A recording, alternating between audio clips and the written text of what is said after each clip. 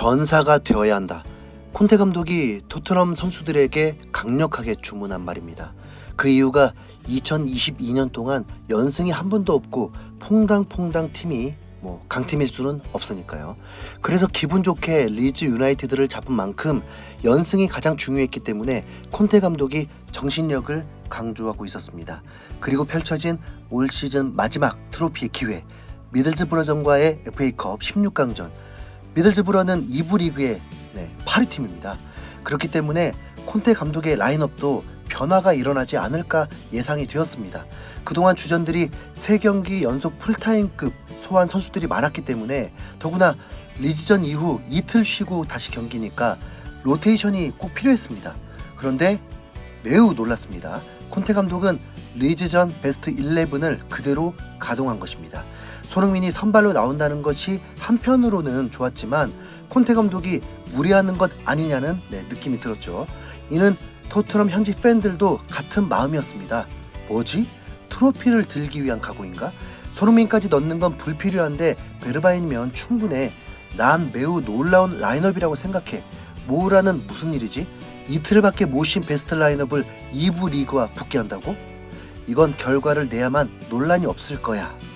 여러분, 월드컵 결승전에서 득점이 많이 나오지 않는 이유가 있습니다. 먼저 너무 중요한 경기인 만큼 절대로 실점을 해서는 안 된다는 조심스러운 경기 운영이 있고요. 두 번째는 체력적으로 이미 바닥이 난 상태이기 때문에 좋은 경기력도 나오기 어려운 것이죠. 챔피언스리그 우승 후보급 B클럽 첼시와 리버풀이 카라바오컵 결승에서 만났을 때도 결과는 연장전까지도 0대0 승부차기에서 우승팀이 결정이 났습니다. 그런데 이 결승전은 체력 문제는 아니었던 좋은 경기력으로 패배팀도 후회 없는 경기였습니다. 자, 물론 콘테 감독이 직전 인터뷰에서도 말했습니다. 토트넘은 첼시와 리버풀 같은 레벨이 아니다라고요. 정말 그랬습니다. 토트넘이 미들즈브러에게 0대1 패배를 하면서 충격적인 탈락을 했으니까요. 그래서 축구 레벨이 떨어지는 경기력으로 미들즈브러와 막상막하 대결을 펼쳤고 결국 연장 후반 2분 만에 수비가 붕괴되면서 실점을 하고 말았습니다. 여기까지만 보면 토트넘은 선수들의 실력 문제로 미들즈브러에게 패배를 한 것이 맞지만 이미 시작부터 라인업에서 의문이 들 수밖에 없었습니다. 체력 문제가 분명 있었는데도 콘테 감독은 무리수를 둔 것이 맞습니다. 아무리 스쿼드가 얇아도 교체 자원은 분명 있었는데 무조건 전사가 되라는 압박이 화를 불러온 것입니다. 이미 토트넘에는 전사들이 있었습니다. 전사 같지 않은 몇몇 선수 때문에 팀 정신력이 깨진 것이죠. 손흥민은 완벽한 전사입니다. 그런 손흥민 전사도 체력이 바닥난 상태에서 풀타임을 소화하니 기량을 발휘하기 어렵죠. 지쳐있던 손흥민은 4개의 슈팅으로 팀에서 가장 많은 슈팅과 기회가 왔었는데 중요한 순간마다 득점이 되지 않고 미드필더 진영에서 볼도 뺏기는 모습으로 위험 상황을 만들기도 했습니다. 열심히 스프린트는 했지만 강점이 전혀 살지도 못했고 절대로 미들즈브러 선수들이 빨라서가 아닙니다. 손흥민이 발이 무거워서 계속 경합 상황이 일어났습니다. 손흥민답지 못한 경기 내용이었습니다. 그래서인지 손흥민을 강하게 지적하는 동료 다이어와 요리스의 모습도 있었습니다. 토트넘 팬들도 손흥민에게 실망했다는 반응들도 꽤 있었습니다. 이 경기에서 손흥민은 부진한 건 맞습니다. 콘테 감독은 손흥민이 최근 부상을 겪었기 때문에 관리를 잘 해줘야 한다고 했지만 5경기 연속 풀타임급 출전을 시키게 되었습니다. 물론 손흥민을 배려한 부분도 있어서 리즈전에서 리그 10호 골과 함께 합작골 신기록을 세우기도 했습니다. 하지만 손흥민에 대한 믿음이 그는 지치지 않을 거야, 그는 항상 좋은 실력을 보여줄 거야 라는 믿음이라면 그건 맹신에 불과하죠. 이번 미들즈브러전에서는 충분히 조커로 활용해도 이상한 상황이 아니었습니다. 물론 그렇게 하다가 패배해도 비난은 받을 수 있겠지만 어쨌든 확실한 베르바인 카드가 있었거든요. 자칭 손흥민보다 빠르다고 말하는, 손흥민 포지션에서 더 활약을 잘 한다는 베르바인이요. 미드필더는 교체 자원 자체가 없었기 때문에 어쩔 수 없었고 믿을 수 있는 스트라이커는 케인밖에 없으니 또 어쩔 수 없었지만 베르바인은 손흥민을 쉬게 하면서 경기가 안 풀릴 때 기용한다면 더 효과적이었을 텐데 무리수는 최악의 결과를 가져오고 맙니다. 이번 경기에서는 정과 달랐습니다. 케인이 미드필더로 활약하는 모습보다 손흥민이 미드필더 역할을 많이 했습니다. 이게 콘테 감독의 전술이었다면 실패였습니다. 케인이 미드필더일 때 창의적인 패스는 손흥민이 침투를 통해서 좋은 시너지를 만들지만, 손흥민이 미드필더일 때는 케인은 침투가 아니라 수비수들과 경합 상황이 있기 때문에 찬스를 만들기가 더욱 어렵습니다. 그리고 실제 케인이 내려오지 않으면 토트넘 경기력은 기대 이하가 되었습니다. 이게 콘테 감독의 전술이냐?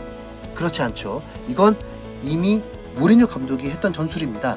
그렇게 보면 선수들 퀄리티가 비슷했던 상황에서 오히려 무리뉴 감독이 토트넘을 잘 이끌었던 것이 아닐지. 보세요. 지금 상황에서 손흥민 혹은 케인이 부상만 당하면 무리뉴 사태와 별반 다를 게 없게 됩니다.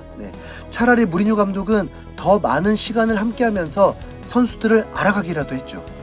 4년 계약 동안 구단의 철학을 수용하면서 토트넘을 성장시키려 했지만 결국 경질되었습니다. 콘테 감독이 경질되기를 바라는 건 절대로 아니지만 이 경기 패배만큼은 콘테 감독이 선수 기용과 전술에 문제가 있었음을 지적하고 싶습니다. 만약 명장 콘테 감독이 이 상황을 충분히 예상하면서도 밀어붙인 거라면 아마도 콘테 감독이 미리 선수쳤던 말들, 현재 토트넘 레벨로는 우승하는 건 어렵다고 한 말, 그래서 내년을 정말 준비하기 위해 강팀이 어떻게 해야 하는지, 책임감이라는 게 무엇인지를 알게 하기 위해서 마치 이 경기가 대책이 없는 상황에서 물러설 것 없는 결승전이라면 어떻게 하겠는가를 깨닫게 해주려는 의도가 있었던 건 아닐까. 혹은 이런 토트넘의 현실을 레비야 봐라 하려는 것은 아닌지 추측해 봅니다. 그런 물러설 것 없는 경기에서 토트넘이 패배했습니다. 팬들은 패배한 순간 이전과 다르게 수천 개의 비난 댓글이 쏟아졌습니다. 한 팬은 웃음밖에 안 나온다는 영상을 올렸고, 토트넘은 매년 똑같이 반복만 한다. 정말 질린다. 단언컨대 내년에도 똑같을 거야. 차라리 모두 다 팔아버리자. 어차피 셀링 클럽인데. 손에게 문제가 있지 않고서야 저렇게 못할 수는 없다. 콘테의 자질이 의심스럽다. 팬들을 농락하는 것인가. 다시 무리뉴를 데려와라. 그리고 선수를 사다 줘라. 난 정말 놀라웠다. 토트넘이 미드즈브러와 비슷한 실력이었어. 그래서 난 이미 아스날로 옮겼어. 자, 이제 긍정 모드로 좀 바꿔볼까요? 토트넘의 이제 남은 경기는 변수 없는 13경기만 딱 남게 되었습니다. 13경기 무패로 끝내면 4위 가능하죠. 3월에 A매치 데이가 있다는 게 작은 변수이긴 하지만 리그 경기에서 손흥민과 케인이 무리하는 일 없고 부상당하지 않고 베스트 컨디션과 베스트 라인업으로만 집중해서 좋은 성적 내길 바라고요. 뭐 이번 경기 졌으니 에버턴전 이기겠죠. 퐁당퐁당 팀이니까요. 우리 손흥민 비난이 너무 심한 듯한데, 자, 그러지 맙시다. 체력이 바닥났는데도 고군분투한 손흥민에게 박수를 보내주십시다. 이상 흰수염 고래였습니다.